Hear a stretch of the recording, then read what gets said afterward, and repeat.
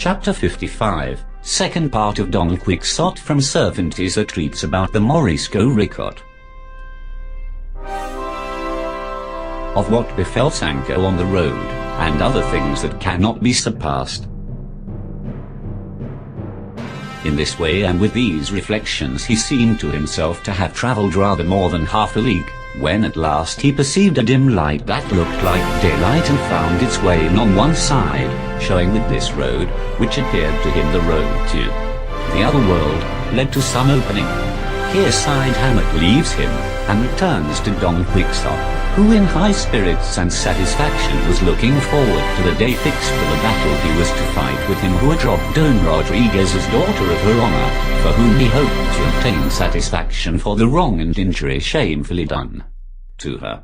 It came to pass, then, that having sallied forth one morning to practice and exercise himself in what he would have to do in the encounter he expected to find himself engaged in the next day, as he was putting Rocinante through his paces or pressing him to the charge, he brought his feet so close to a pit that but for reining him in tightly it would have been impossible for him to avoid falling into it. He pulled him up, however, without a fall, and coming a little closer examined the hole without dismounting.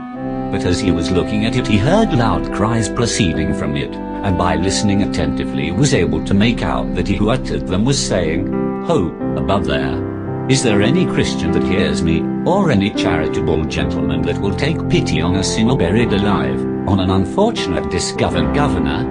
It struck Don Quixote that it was the voice of Sancho Panza he heard, whereat he was taken aback and amazed, and raising his own voice as much as he could, he cried out, "Who is below there?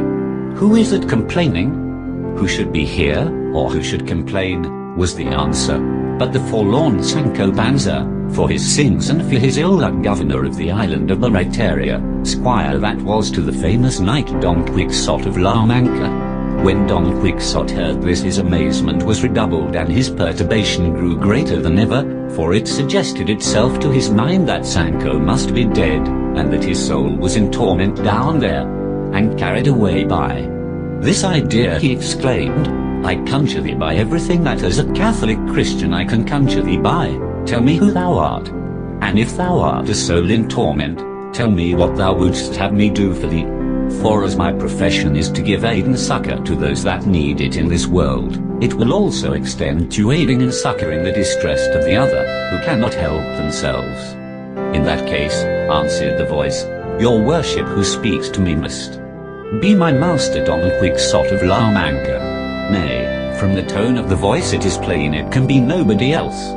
"Don Quixote I am," replied Don Quixote, "he whose profession it is to aid and succor the living and the dead in their necessities. Wherefore tell me who thou art, for thou art keeping me in suspense. Because, if thou art my squire Sancho Panza, and art dead, since the devils have not carried thee off, and thou art by God's mercy in purgatory, our Holy Mother the Roman Catholic Church has intercessory means sufficient to release thee from the pains thou art in, and I for my part will plead with her to that end, so far as my substance will go.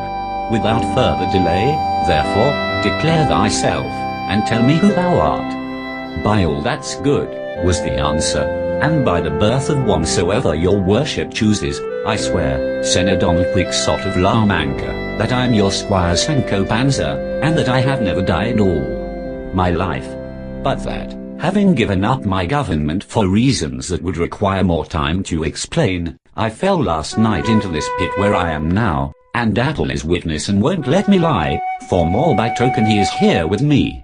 Nor was this all. One would have fancied the ass understood what Sancho said, because that moment he began to bray so loudly that the whole cave rang again.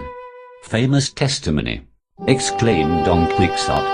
"I know that bray as well as if I was its mother, and thy voice too, my Sancho. Wait while I go to the Duke's castle, which is close by, and I will bring someone to take thee out of this pit into which thy sins no doubt have brought thee." "Go, your worship," said Sancho, "and come back quick for God's sake. For I cannot bear being buried alive any longer, and I'm dying of fear." Don Quixote left him, and hastened to the castle to tell the Duke and Duchess what had happened Sancho, and they were not a little astonished at it. They could easily understand his having fallen, from the confirmatory circumstance of the cave which had been in existence there from time immemorial. But they could not imagine how he had quitted the government without their receiving any intimation of his coming.